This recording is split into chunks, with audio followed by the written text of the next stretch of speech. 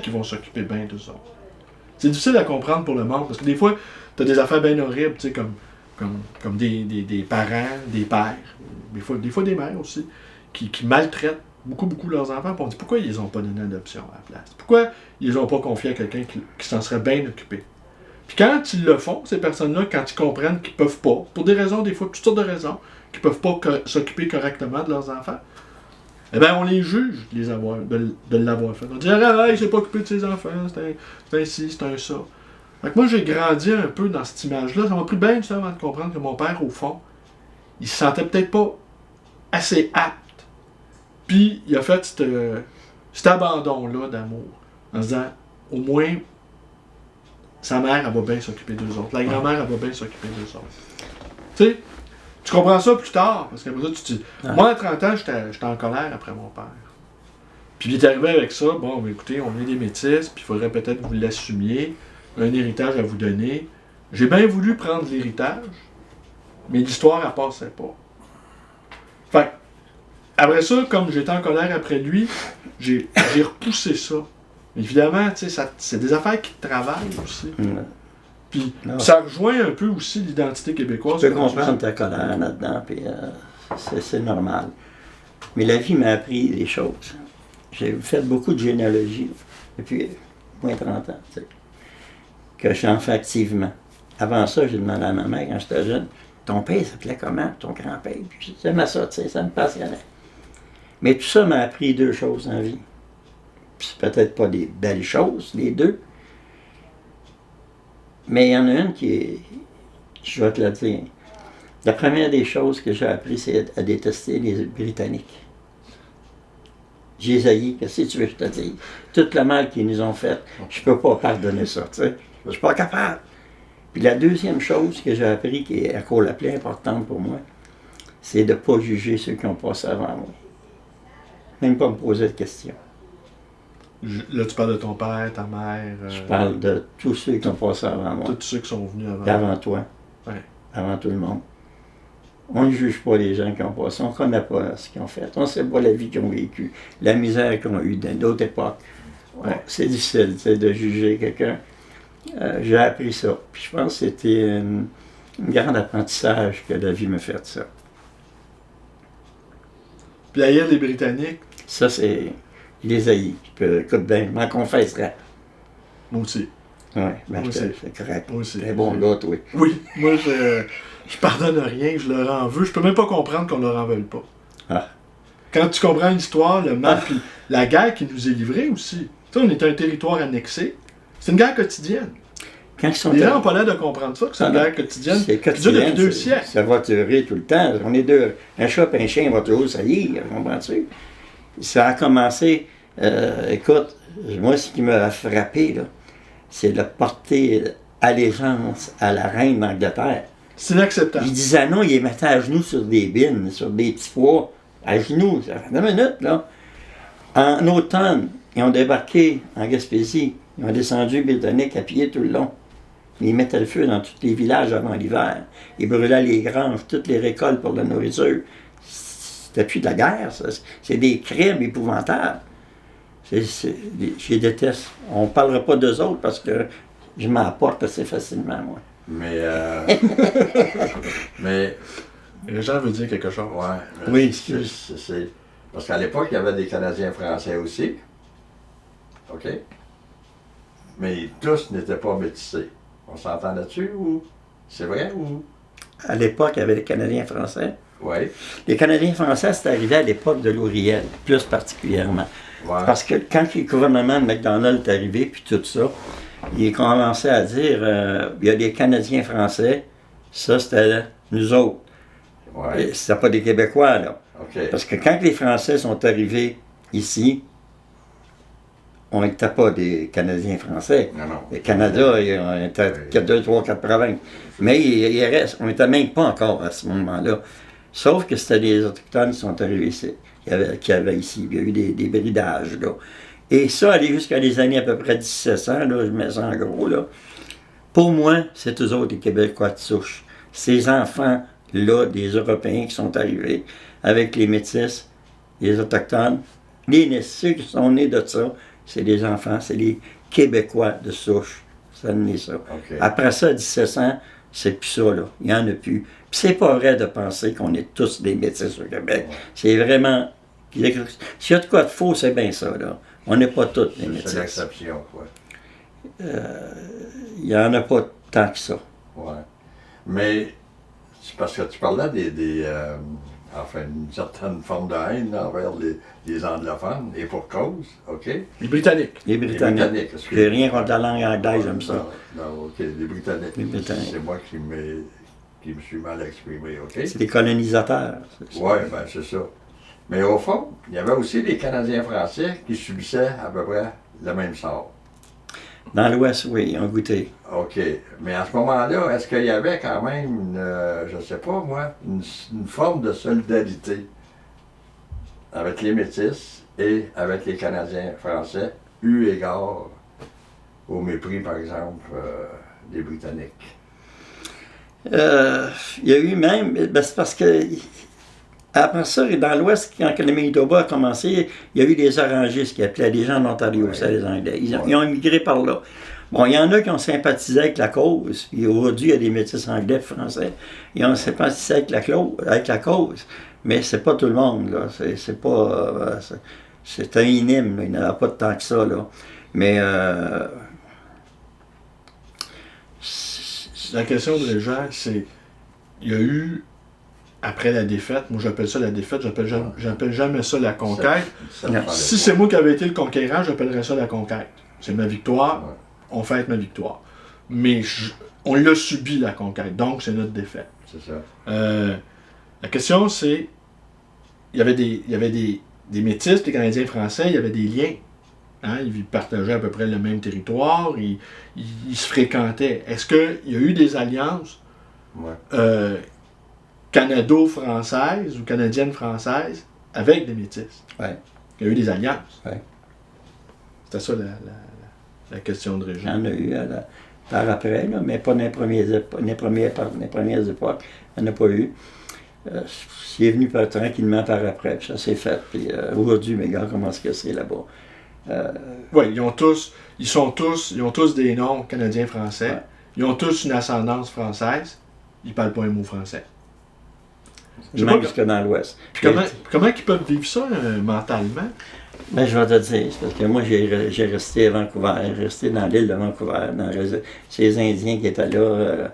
Le premier soir, j'arrivais là, je couchais en prison. C'est pas compliqué. Tu n'as pas payé d'hôtel? Non, non. On arrivait dans l'île de Vancouver, à Port-Alberni, puis la réserve est là, puis tout. Ça fait qu'on s'en va là, puis on se fait achaler là, par les Indiennes, puis ils voulaient qu'on peu de choses. On n'a pas voulu. Puis la police, la gendarmerie royale est arrivée, le propriétaire l'a appelé, puis ils ont dit, on vous emmène avec nous autres. Ils nous ont emmenés, on était 3. C'est qu'est-ce qu'on a fait? Rien. On n'avait rien fait. Mais il dit, s'il va rester là, ils vont vous sauter sur le dos. Il savait quand, tu sais, j'en avais avec moi un de mes chums, il avait plus la physionomie mais autochtone, tu sais, puis il savait qu'on était métis, là, tu sais. Ça date de quand, ça? Oh mon Dieu, les années 64. 64, c'est quand même pas... Ouais. Puis à Vancouver, je rencontrais du monde. J'étais à New Westminster, là-bas, puis je parlais avec du monde, M. Tremblay, M. Lacourcière. Bonjour, M. Lacourcière. Il me répondait pas en français, il me parlait qu'anglais, tu sais. Il parlait français. Puis, sont-tu conscients C'est pas drôle, ça. Non, je le sais, parce que c'est de la vraie... Ouais. Mais en même temps, eux autres aussi, ils réclament leur fierté métisse. Eux autres aussi sont dans la revendication identitaire, on va dire. Ouais. Mais comment tu fais pour revendiquer une affaire dont une partie importante t'échappe? Oui, la partie importante qui échappe, ça monte de loin. Là. Il faut partir de loin. Là. Il faut partir de McDonald's, puis en montant, là, tu sais. Ce gars-là, ce qu'il a fait, il faut comprendre l'idéologie britannique. C'est quoi? On sait que c'est les colonisateurs. On l'a vu jusqu'à nos jours avec Apple. Qu'est-ce qu'ils veulent faire? Avec Trudeau, ça va continuer. Ça va continuer, Mahomet Trudeau. Mais ce qu'ils veulent faire, ils autres, c'est d'exterminer les Premières Nations, les Autochtones d'un pays. tout partout où ils ont colonisé, ils ont essayé d'exterminer les Autochtones qui étaient là. Quand je dis Autochtones, je parle des premiers habitants de la place. Là, Ouais. Ils ont essayé de les éliminer parce qu'on était une menace. Pour lui, peut-être, je ne sais pas. Mais c'est pas le cas, là, mais c'est quoi leur façon de penser? T'sais? Ouais, mais Morissette, tu sais, Jean Morissette, qui est un autre qu'on peut saluer comme étant Ouais. Très brillant, Jean. ouais, un grand pionnier de la redécouverte de l'identité métisse. Hein? Bon, il y a Jean Morissette, il y a Russell Bouchard, hein, qui fait un travail admirable. Il y a toi, évidemment. Il y a mon père. Puis il y a Ismène Toussaint. Mais ce que j'ai cru comprendre dans le cas de Jean Morissette, c'est que lui, ce qu'il semble dire, c'est que les Britanniques, au fond, étaient jaloux des Métis. Ils étaient jaloux qu'ils se jugeaient sans personnalité. Que fabriquer le Canada, le projet du Canada, qui est un business plan, hein, c'est un plan d'affaires, le Canada. Ah oui. C'est après là, que les idéologies sont venues. Puis là, l'idéologie actuelle du Canada, c'est le multiculturalisme. Ouais. Puis il n'y a pas si longtemps, c'était les deux peuples fondateurs. Hein, les Français et les Anglais. Là, les deux peuples fondateurs, tout le monde oublie ça, ça n'intéresse plus personne. Là, après ça, à un moment donné, on a eu une passe, les deux peuples fondateurs puis les Premières Nations.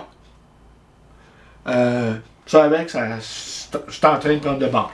Mais ils ont oublié dans l'histoire un autre peuple fondateur qui, pour moi, c'est le plus important. C'est le deuxième plus important peuple fondateur. Les Européens sont arrivés. On peut dire, oui, le peuple fondateur, le premier peuple, est arrivé ici. Mais il y avait quelqu'un quand même avant qui vivait. Mettons qu'on parle de Champlain en 1608. On parle de cette époque-là. Mais Champlain, avant 1608, en 1602, il était à Port-Royal, en Acadie. Il était là, la première fois. Il y a eu une guerre qui se préparait en Europe, puis c'est ça, avec les Britanniques encore. Alors il est parti. Mais en partant, il a laissé des hommes, là. Il était une dizaine peut-être qui ont resté là. 8 ou 10, je me souviens plus. Et ces gens qui ont resté là, il n'y avait pas de femmes. Donc ils se sont mariés à l'indienne à l'époque, avec d'autres. Et ça a créé un peuple métis. OK, c'est l'origine, quoi, à cette époque-là. Oui, ce peuple métis-là, qu'est-ce qui est arrivé avec eux autres? Par après, dans les années. Quand les Anglais sont arrivés pour prendre possession d'Annapolis-Royal, puis de Port-Royal, puis de changer tout ça, là, la déportation, le grand dérangement, qu'est-ce qu'ils sont fait, ces gens-là? Ils sont tous des descendants autochtones, tous là-bas. Parce que c'était un des premiers, il n'y en avait pas d'autres. La suite, c'est ça. C'est tout du mixage. Ces gens-là sont partis à pied. Ceux qui ont réussi à se sauver, ils ont traversé tout le long, partout, ils ont traversé jusqu'en Gaspésie. OK, c'est durant la déportation. Oui, avant, 1755. ils se sauvaient tous. En 1755, ils sont emmenés en Gaspésie. Ils ont tout peuplé la Gaspésie. C'est plein d'Acadiens, là. C'est les racines acadiennes, là. Ouais. Puis eux autres, c'est un peuple qui fondateur parce que eux autres, ils ont énormément contribué au développement à cette époque-là. Là, de ce que c'est aujourd'hui. Puis en plus, tous ceux qui sont partis dans le Bas-Canada ou qui sont partis au Canada, à Boston, ou étant Massachusetts, en Louisiane, ils ont eu leur libération, si on veut, leur congé, mais ils se sont emmenés ici au Québec. Ils sont tous emmenés, presque tous au Québec, à pied, partis de là à pied, puis ils ont tous peuplé la région qui appelait autrefois la Nouvelle-Acadie. C'était ici la Nouvelle-Acadie. Saint-Jacques. Ça m'amène une question qui est, en tout cas, si un jour, par exemple, bon, parce que le Québec, il obtiendrait son indépendance, OK? Et à ce moment-là, si ce nouveau gouvernement québécois adresserait une invitation, OK, à travers le pays, ou même peut-être à travers les Américains, justement pour demander à ceux, soit, je sais pas moi, qui sont, où il y aurait des métis, ou même parce que, évidemment... Une ascendance canadienne-française. Ascendance canadienne-française, de leur demander de revenir au Québec. Est-ce que ce serait une chose possible? Puis jusqu'à quel point que il y aurait que ce serait accepté ça? Une politique du retour. Une politique de retour. Ouais. C'est bien personnel, mon opinion là-dessus, mais moi, je vous dis, je refuserais ces gens-là. Si j'avais le choix, là, je dirais non, vous allez rester là. Moi, vous dire pourquoi. Quand il y a le temps de se battre pour avoir notre indépendance, vous n'étiez pas là. Vous avez craché sur nous autres, vous nous avez reniés là-bas. Alors, restez là-bas. OK. C'est le même jouer ça, moi. Mais tu sais aussi que les pressions, regarde, prends tous les Canadiens français qui se sont exilés aux États-Unis, sur la côte Est, là, Boston, le Massachusetts, tout ça, il y en a beaucoup, parce qu'il y avait plus de travail ici, puis l'industrialisation, ben, elle s'est faite surtout au sud de la frontière. Après ça, on les a interdits, on leur a interdit de parler français aux États-Unis, on a fermé leurs écoles, même, tu le savais sans doute, le Ku Klux Klan, il combattait aussi les Canadiens français. Tu sais, les gens ne savent pas, il y avait un Ku Klux Klan dans la région. Parce qu'il était catholique. Oui, mais il les combattait. Quand tu es la cible du Ku Klux Klan, là, s'entends-tu que tu déranges pas à peu près? Là? Ouais. Moi, j'ai de la famille aux États-Unis, des cousins. J'ai des oncles, ma femme aussi. On est dans le Massachusetts, il y en a Détroit, partout, ils sont en allés par là à un moment donné. C'était des Gaspésiens, puis des gens d'ici, c'est de ma famille. Puis j'ai aussi fait partie des chevaliers de colon dans ma vie. Okay. Puis l'histoire des Ku Klux Klan, je la connais. Puis je sais, comme tu dis, là, toi, pour les catholiques, qu'est-ce qu'ils ont fait avec nous autres? Il fallait se cacher. Le secret des chevaliers de colon, c'est ça, dans le fond. Là. Il n'y a pas de secret. Là. On se cachait pour ne pas avoir de problème avec les autres, comprends-tu? Mais c'est pas en tant qu'anglais ou quoi que ce soit, c'est en tant que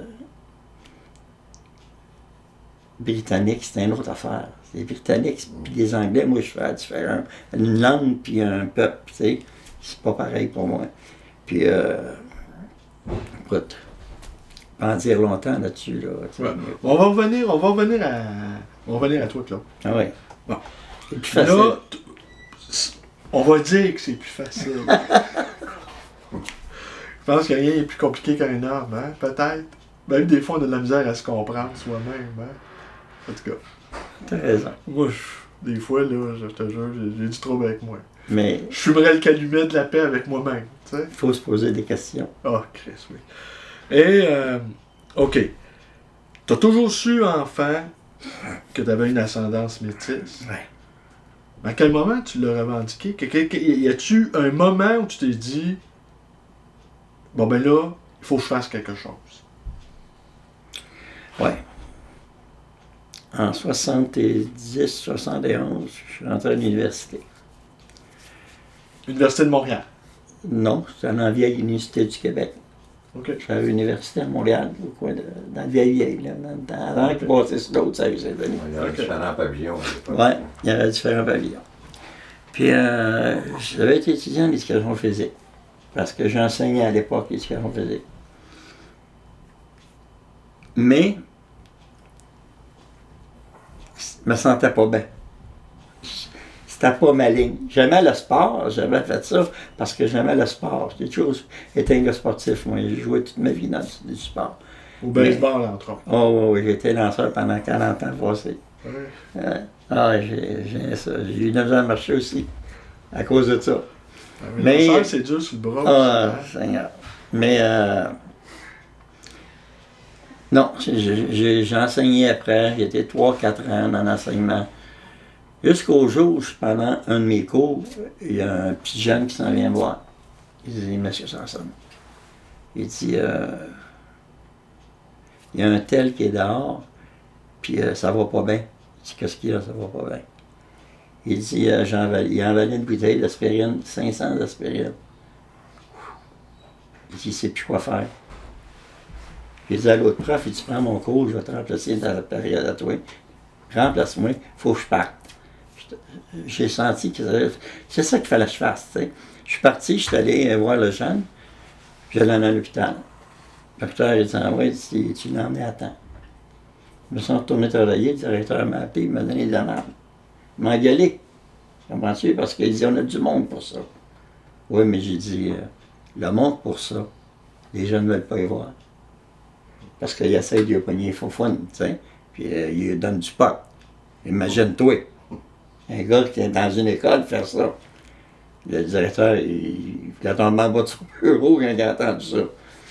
Ça fait que, à un moment donné, je me suis occupé de ça un petit peu. J'ai dit, un jour, il y avait besoin d'un professeur en chorégraphie, un jeune intellectuel, tu sais. Et c'était tout des fumeux, puis ça mascaline, puis qu'est-ce que tu voudras. Puis moi, j'aimais pas ça. Fait que j'ai dit, écoute, j'en connais un prof, moi, qui va vous enseigner. Ils ont dit, c'est qui? J'ai dit, c'est moi. Il dit, voyons, il dit, qu'on veut dire, ouais, mais je connais ça pareil. J'avais une de mes sœurs qui suivait des cours de ballet. Puis que j'allais la voir le soir, puis je disais, montre-moi 3-4 petits pas. Elle me montrait 3-4 petits pas, puis le lendemain, j'arrivais là, puis je lui montrais ça, tu sais. Puis j'ai fait développer de la créativité, mais il y avait une condition. La condition c'était qu'après la soirée, on faisait l'école, on faisait une minute de vérité. On se parlait ensemble, entre nous autres. Puis là, ça sortait. Mais je n'étais même pas conscient qu'à l'époque, en même temps que Roger, Frederick Pills, tous ces gars-là aux États-Unis, ces psychologues-là en Europe, puis toute cette gang-là, on travaillait sur la dynamique des groupes. Puis au même moment, moi aussi, je travaillais là-dessus, avec mon monde. Il y a des besoins inscrits dans des sociétés un petit peu partout, mais ça prend quelqu'un qui prend ça, mais on n'est pas toujours conscient, tu sais. Mais ça a fait en sorte que ça me réveille plus. J'ai dit, oui, j'ai pas d'affaires ici, moi je retourne étudier. Puis là, j'ai retourné en travail social pour commencer. En travail social, là, j'ai dit non. Je suis pas un récupérateur social, moi. Récupérer le monde pour le gouvernement ne m'intéresse pas.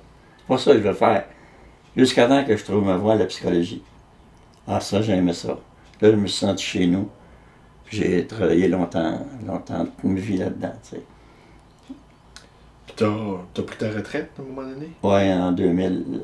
Ça veut dire que t'as été psychologue quoi pendant 30 ans? 35 ans? À peu près 25 ans.